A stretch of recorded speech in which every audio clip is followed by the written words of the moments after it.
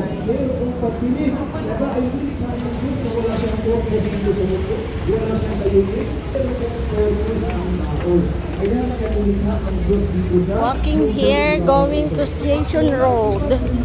sa buong mundo na nakasagot ng kayunan niya. Kung bakit tayo nilikha ng Diyos? Malipay sa Diyos. Anong sabi sa banal na Quran?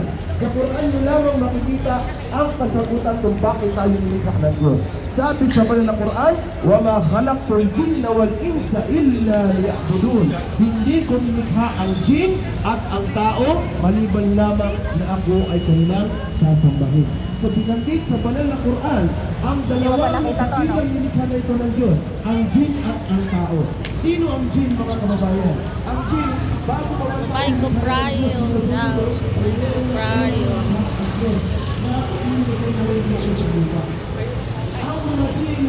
Ano, dito ay sa session tayo dadaan? Diyan na. at ganoon din na inutusan din silang sumunod sa utos ng Diyos at sila rin ay iniwas sa mga bagay na ipinagbabawal ng Diyos. Ang kaiba nila sa atin, sila po ay nakikita nila tayo, pero sila po ay I'm here walking in Station Road. sa madaling salita, sila po yung tinatawag natin mga encanto, mga maligno. Yan po yung mga tinatawag ng mga jinn.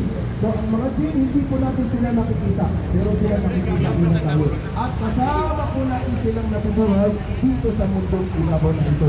So, sabi sa Banal na Quran, hindi ko nilikha ang jinn. Walking here in Station Road. I'm here, Station Road. There.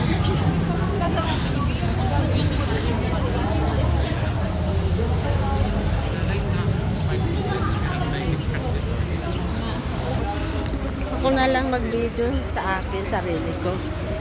I'm here in Station Road.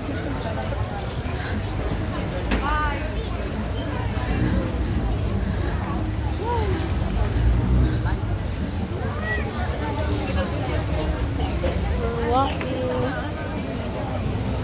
Hindi na ako pag Sunday, pag sarado.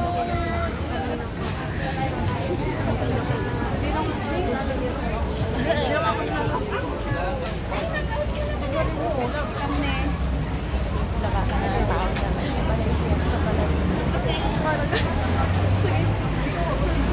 Kalakot sa ala yung stick ko.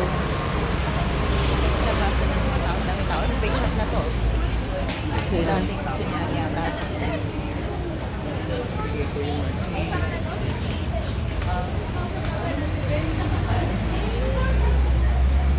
Yan yung ano, yung doon na ano, yung may-ari yung barkada ni Ruby. O yan. Katabi niya Jollibee. O yan. McDollibee. McDo at saka Jollibee. Anong pipiliin mo?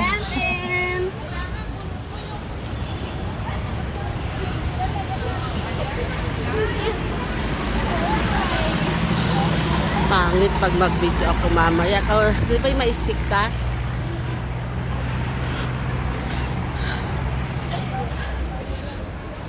Hindi ko kasi dala yung stick ko. Obe, dito yung kaibigan nyo, may-ari ng Jollibee? McDo. Jollibee McDo pala siya eh.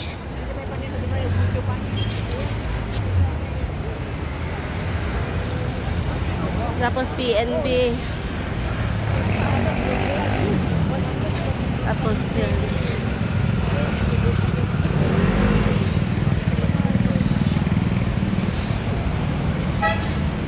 Bawal maglakad ng nagsiselfone.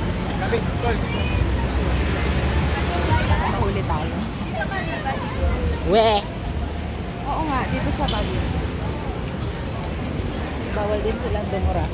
Saka yung ano. Basta yung naglalakad na nagdetect.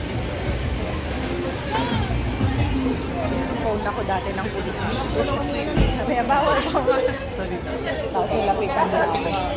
Hindi ko siya namalayan. Kasi busy ako. Dito kami sa Station Road. Bawal daw ang mag-cellphone habang naglalakad. Bye-bye.